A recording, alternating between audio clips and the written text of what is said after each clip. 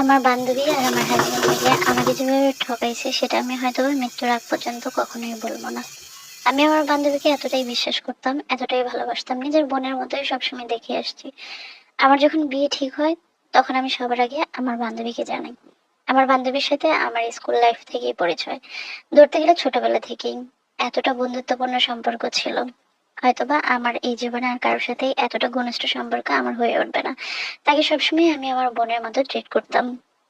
আমাদের বাড়িতে আমাদের যেকোনো অনুষ্ঠানে আমি তাকে সবার আগে দাওয়াত করতাম এবং সেই অনুষ্ঠানে তাকে উপস্থিত রাখতামই। আমার যখন বিয়েটা ঠিক হয় আমার হাজবেন্ডের সাথে, তখন আমি সবার আগে তাকে জানাই যে, বান্ধবী আমার বিয়ে ঠিক হয়েছে, তোকে অবশ্যই আসতে হবে, যে কোনো কিছুর বিনিময়ে। এতটা ভালোবাসতাম আমি তাকে। সবকিছুই সে পর্যন্তই ঠিক ছিল, সুন্দর ছিল। আমারও বিয়ে হয়ে যায়, আমার বান্ধবীও আসে, আমরা সবাই অনেক বেশি আনন্দ করি। আমি বুঝতেই পারি নাই যে একটা সময় আমার বান্ধবী আমার এতগুলা কারণে আমার জন্য খারাপ হয়ে উঠবে। আমার বিয়ে শেষ হয়, আনন্দ উৎসব আমরা সব জায়গায় করি। আমার শ্বশুরবাড়িতেও আমি আমার বান্ধবীকে কয়েকবার দাওয়াত দিয়ে এনেছি। একদম বোবার থেকে শুরু করে কোনো একটা অনুষ্ঠানে তাকে বাদ দেয়নি। তার সাথে আমার এত সুন্দর একটা সম্পর্ক দেখে আমার হাজবেন্ডও তার সাথে আস্তে আস্তে কথা বলতে শুরু করে। যখনই আমার সাথে আমার বান্ধবীর কথা হতো, তখনই আমি আমার হাজবেন্ডের সাথে কথা বলিয়ে দিতাম। তারা সুন্দর শালি দুলাভাইয়ের মতো সম্পর্কেই কথা বলতো। হাই হ্যালো, কেমন আছো, কি করছো, খাওয়া দাওয়া হয়েছে কিনা, এরকম সম্পর্কই ছিল তাদের মধ্যে। আমি কখনোই খারাপ কোনো সম্পর্ক দেখিনি। আমাদের সংসার জীবনটা খুব সুন্দর কাটছে। আমরা সুন্দরভাবে জীবনযাপন করা শুরু করেছি। আমার সংসারের খোঁজ খবর সে অলওয়েজ রাখে। আমার কাছে এটা অনেক বেশি ভালো লাগে, কারণ আমার বান্ধবী আমার খোঁজ খবর রাখে। আমরা সবসময় প্রতিজ্ঞা করেছিলাম যে আমরা সবসময় বন্ধুত্ব সম্পর্কগুলো টিকিয়ে রাখবো।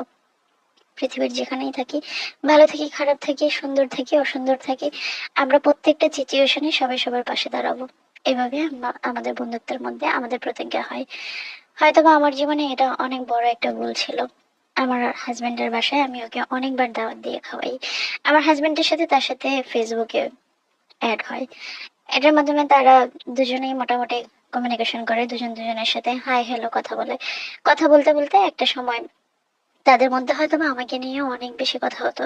আমি জানি না, কারণ ওরা দুজনেই আমার কাছে আজও সত্যি এটা স্বীকার করেনি যে আসলে কিসের থেকে কি হলো।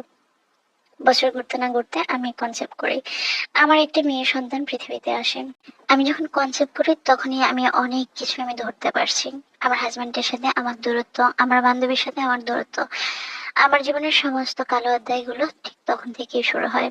আমার যখন 6 মাস চলে, তখন হঠাৎই আমার হাজবেন্ডের একটু পরিবর্তন লক্ষ্য করলাম। সে আমার সাথে সবসময় খুব ভালো আচরণ করতো, আমার খুব টেক কেয়ার করতো, আমাকে অত্যন্ত ভালোবাসতো।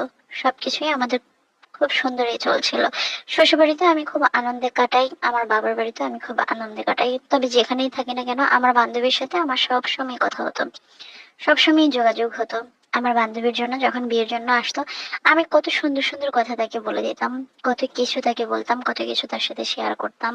অথচ সেই বান্ধবী নাকি আমার হাজবেন্ডের সাথে ফোনে কথা বলতে বলতে তাদের মধ্যে বন্ধুত্বের একটা সম্পর্ক হয়ে যায়। আর বন্ধুত্বের সম্পর্ক টিকিয়ে রাখতে গিয়ে আমার হাজবেন্ড আমার সম্পর্কে ভালো মন্দ টুকিটাকি অনেক কথা তাকে জিজ্ঞেস করে। আর সে সত্য মিথ্যা কত কিছু যে আমার হাজবেন্ডের কাছে প্রকাশ করে, যা আমি নিজেও জানি না। এমন এমন কথা আমার সম্পর্কে আমার হাজবেন্ডকে বলে আজার হলো যে যেগুলো আমার সাথে একেবারেই হয়নি, আমি যেগুলোর সাথে একেবারেই পরিচিত না। এমন কথা আমি বুঝতে পারি যখন আমার প্রেগন্যান্সির 6 মাস, তার মধ্যে কিছু পরিবর্তন দেখতে পাই। সেই পরিবর্তনের কারণ নির্ণয় করার চেষ্টা করি। আমি অনেকভাবে চেষ্টা করি যে আমার আদর যত্ন ভালোবাসা মহাব্বত সবকিছু আস্তে আস্তে কমতে থাকে। আমি অনুসন্ধান করি গোপনে। আমি যখন অনুসন্ধান করে খুঁজে পেলাম যে সে একটা মেয়ের সাথে এমন সম্পর্কে লিপ্ত হয়ে গেছে, আমি অবাক হয়ে গেলাম। সেখানে আমাকে নিয়ে অনেক ধরনের বাজে মন্তব্য করা হয়েছে, আমাকে নিয়ে অনেক ধরনের ভালো মন্দ কথা বলা হয়েছে। আমি অবাক হলাম তার চেয়ে বেশি যখন দেখলাম যে সেই মেয়েটা আর কেউ না, আমারই বান্ধবী। আমার বান্ধবী আমার সম্পর্কে এমন এমন বাজে কথা আমার হাজবেন্ডকে শেয়ার করেছে যেগুলো আসলে আমার সাথে কিছুই ঘটেনি। আমি নাকি কোন কোন ছেলের সাথে সম্পর্কে জড়িয়েছি, কোন কোন ছেলের সাথে আমার বিয়ে হওয়ার কথা ছিল, কোন ছেলের সাথে আমার কি হয়েছে। আমি অবাক হয়ে গেলাম। আমি আমার হাজবেন্ডকে জিজ্ঞেস করলাম যে তুমি কি কাউকে পছন্দ করো, তোমার কি আমাকে বিরক্ত মনে হয়। আমি জানার চেষ্টা করলাম যে আমার হাজবেন্ড আসলে আমাকে কিছু বলতে চায় কিনা। কিন্তু সে ভাবছিল যে আমি হয়তোবা তার পরিবর্তনটা চিন্তা করেই হয়তোবা তাকে এই প্রশ্নগুলো করেছিলাম। সে এক নিমেষে অস্বীকার করলো। সে বলল যে, "না, আমি তোমাকে বিয়ে করেছি, তোমার সাথে আমি সংসার করছি। তবে তুমি আমাকে অনেক ঠকিয়েছো। তুমি আমাকে অনেক কষ্ট দিয়েছো। তুমি বিয়ের আগে অনেক ছেলের সাথে সম্পর্কে লিপ্ত হয়েছো। অনেক ছেলের সাথেই তোমার সাথে সম্পর্ক ছিল।" আমি অবাক হয়ে গেছি। আমি তারপর তাকে বারবারই জিজ্ঞেস করেছি, "তুমি এসব কথা কি বলছো? কে বললো তোমাকে? কিভাবে শুনেছো তুমি এসব কথা?" মানুষের পছন্দ অপছন্দ থাকতেই পারে। একটা ছেলেকে আমিও ভালোবাসতাম। তবে ভালোবাসার মধ্যেই সীমাবদ্ধ ছিল। তার সাথে আমার কোনোদিন ঐরকম ভাবে দেখাও হয়নি। আমরা শুধু ফোনেই কথা বলেছিলাম। সে আমার আত্মীয়তার সম্পর্ক। কিন্তু কখনো তার সাথে আমার হাত ধরাধরি সম্পর্কটা পর্যন্ত হয়নি। আমি যদি খুব বেশি খারাপ হতাম, তাহলে সেটা হয়তোবা তুমি হাসবেন্ড হিসেবে সেটা তুমি বুঝতেও পারতে। কিন্তু তুমি এমন কথা আমাকে বলতে পারো না। তুমি আমাকে প্রমাণ দেখাতে পারবা যে কারো সাথে আমার এরকম কোনো সম্পর্ক ছিল? তখন সে চুপ হয়ে গেল। আমি বারবার জিজ্ঞেস করলাম, "তোমাকে আমার সম্পর্কে এসব খারাপ কথা, বাজে কথা কে বলেছে? আমাকে সেটা জানতে হবে। আমাকে তোমার বলতেই হবে।" কতভাবে চেষ্টা করেছি। প্রায় ৫ মাস তার সাথে আমার সম্পর্ক খারাপ ছিল। আমার যখন পৃথিবীতে মেয়ে সন্তানটা আসে, তারপরেও প্রায় কয়েক মাস তার সাথে আমার খারাপ সম্পর্ক ছিল। আমি কষ্ট পেতাম যখন দেখতাম আমার বাচ্চাটা ঠিকমতো আদর পাচ্ছে না। তাকে বারবার জিজ্ঞেস করেছিলাম যে, "আমার বান্ধবীর সাথে তোমার কিসের সম্পর্ক?" সে অস্বীকার করেছে। সে বলেছে তার সাথে নাকি তার কথাও হয় না। কিন্তু আমি নিজের চোখে দেখেছি তাদের মধ্যে প্রেমের সম্পর্ক তৈরি হয়ে গিয়েছিল। যদি আমি আর কিছুদিন টাইম না পেতাম, হয়তোবা তারা আমাকে ঠকিয়ে বিয়েও করে ফেলতো। আমি আমার বান্ধবীকে জিজ্ঞেস করেছিলাম যে, "তুই আমাকে এভাবে কেন ঠকালি?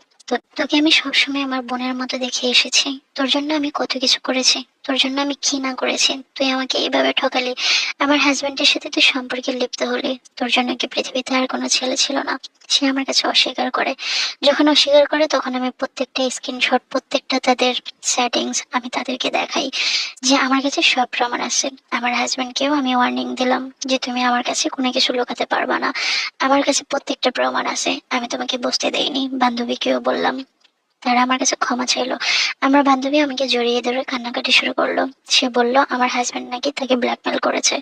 কিন্তু আমি এটা কখনোই বিশ্বাস করি না। আমার হাসব্যান্ড এমনটা করতেই পারে না। আমার হাসব্যান্ড আমাকে অনেক ভালোবাসতো, অনেক বিশ্বাস করতো। আমি জানি না আমার বান্ধবী কেন এটা করেছে। আমি আজও কষ্ট পাই। আজও তার প্রতি আমার অনেক বেশি ঘৃণা। আমাদের হাসব্যান্ড ওয়াইফের সম্পর্কটা ঠিক হয়ে যায়। আমি আমার শ্বশুরবাড়ির আমার শ্বশুর, শাশুড়ি, আমার ভাসুর সবাইকে জানাই বিষয়গুলা। সবাই আমার হাসব্যান্ডকে অনেক বকাবকি করে, অনেক বোঝায়। আমার হাসব্যান্ডও তার ভুল বুঝতে পারে। সে আমার পায়ে ধরে ক্ষমা চায়। কিন্তু ক্ষমা করেছি সত্যিই, শুধু সংসারটা টিকিয়ে রাখার জন্য। কিন্তু যে কষ্টটা আমি পেয়েছি সেটা হয়তোবা কখনো বলতে পারবো না। আমার বান্ধবীও আমাকে অনেক ক্ষমা করার জন্য রিকোয়েস্ট করে। কিন্তু তাকেও আমি ক্ষমা করে দেই। কিন্তু তার সাথে আমার আজ এই পর্যন্ত আর কখনোই কথা হয়নি, যোগাযোগ হয়নি। সে অনেকভাবে চেষ্টা করেছিল। কিন্তু আমি সেই সুযোগটা আর দেইনি। কারণ যে আমার খেয়ে আমার পরে আমাকে এত বড় কষ্ট দিতে পারে, সে যেকোনো টাইমে আমাকে আরো বেশি ধরনের বিপদে ফেলে দিতে পারে। সেজন্য আমি ঘুণাক্ষরেও তার সাথে আর সম্পর্ক রাখার চেষ্টা করিনি। এতটা কষ্ট করেছি হাসবেন্ডের সাথে, এতটা কষ্ট পেয়েছি তার প্রত্যেকটা কথায়, প্রত্যেকটা আচরণে। সে এমনটা করেছিল আমার বান্ধবীর সাথে যখন সম্পর্কে লিপ্ত ছিল। সে আমাকে চিনেও না। অথচ আমি তার সন্তান পেটে ধারণ করেছি। তার সন্তান পেটে নিয়ে আমি কত কষ্ট করেছি। অথচ সে দিন শেষে আমাকেই চিনতো না। আজও আমি কষ্ট পাই। এখন আমার ২ টা সন্তান। কিন্তু আমি ভুলিনি আমার হাসব্যান্ড আমাকে কি কষ্ট দিয়েছে। আমি ভুলিনি আমার বান্ধবীকে বিশ্বাস করে আমি কতটা ভুল করেছি। আমার মতো পৃথিবীতে অনেক মেয়েরাই বান্ধবীদেরকে বিশ্বাস করে। বিশ্বাস করে করে অনেক বিপদে পড়ে। তবে এই জিনিসটা যদি আমার সাথে না হতো, তাহলে হয়তোবা আমার আজও সেই অন্ধকার জীবনটা কাটতো না। হয়তোবা আমি বুঝতেও পারতাম না আমার হাসব্যান্ড আমার বান্ধবীকে আমার পলকে হয়তো বিয়ে করে সংসার করতো। আমি থাকতামই না সেখানে। সবকিছু মিলিয়ে আমার শ্বশুর-শাশুড়ি আমার পাশে থাকছে বলে আমি হয়তোবা সাহস করে এই ফাইট করতে পারছি। আমার বান্ধবীর সাথে কোনোভাবে আমার হাসব্যান্ডকে এখন আর যোগাযোগ করতে দেই না। আমার হাসব্যান্ড অবশ্য চেষ্টা করে না। কারণ সে আমাকে ক্ষমা চেয়েছে। আমার সাথে সে প্রতিজ্ঞা করেছে সে আর কোনোদিন তার সাথে যোগাযোগ করবে না। জানি না বাকি জীবন কি হয়। এখন আলহামদুলিল্লাহ ভালো আছি। রুবায়েত নামে এক আপু আমাকে চাঁপাইনবাবগঞ্জ থেকে এই গল্পটা পাঠিয়েছিলেন। আসলে এটা বাস্তব চরম সত্যি কথা। এটা আমরা এখন অনেক দেখি, অহরহরই দেখি বন্ধুর কারণে সংসার ভেঙে যায়, বান্ধবীর কারণে সংসার ভেঙে যায়, কিংবা ফেসবুকেও আমরা অনেক মানুষকেই চিনি যে যারা নিজের ওয়াইফকে ডিভোর্স দিয়ে বান্ধবীকে নিয়ে সংসার করতেছে। এরকম অনেক মানুষ আছে। বাস্তব জীবনে আমাদের আশেপাশেও অনেক আছে। আসলে আমি এতটুকু বলবো, হাজবেন্ডের সাথে পৃথিবীর কোনো মেয়ের সাথে কথা বলতে দেওয়া উচিত না। আমরা বেশি আবেগী হয়ে যাই, যেমন আপনি আপু অনেক বেশি আবেগী হয়ে গেছেন। বান্ধবীকে কেন হাজবেন্ডের সাথে কথা বলতে দিতে হবে, আমি এটা বুঝি না। আমার তো অনেক বান্ধবী আছে, কিন্তু কখনো আমার বান্ধবীরও চেষ্টা করেনি আর আমিও চেষ্টা করিনি। তবে হ্যাঁ, বান্ধবীদের দ্বারা অনেক মানুষ ক্ষতিগ্রস্ত হয়, আমি নিজের চোখেও দেখেছি। হয়তোবা আমি নিজেও সামনে থেকেই আমি অনেক কিছু দেখছি, আমার জীবনে না হোক অন্যের জীবনে দেখছি যে বান্ধবীরা আসলেই অনেক অনেক ক্ষতি করতেই আসে জীবনে। জীবনে আসলে ভালো মানুষ বলতে আপনি খুব কম মানুষকেই পাবেন। তবে হাজবেন্ডকে এইসব বন্ধু বান্ধবীর কাছ থেকে দূরে রাখা উচিত। সম্পূর্ণভাবে আবার বউকেও বন্ধু বান্ধবীর কাছ থেকে দূরে রাখা উচিত। আমরা যত বেশি আধুনিক হব, আমাদের জীবনে তত বেশি অন্ধকার নেমে আসবে, এটা বাস্তব সত্যি কথা। সুখে থাকুন। মানুষের জীবনে ভুল ত্রুটি কিছু হয়, যেহেতু আপনার হাজবেন্ড আপনার কাছে ক্ষমা চেয়েছে, আমার মনে হয় যে ক্ষমা করে জীবনটাকে উপভোগ করাই উচিত।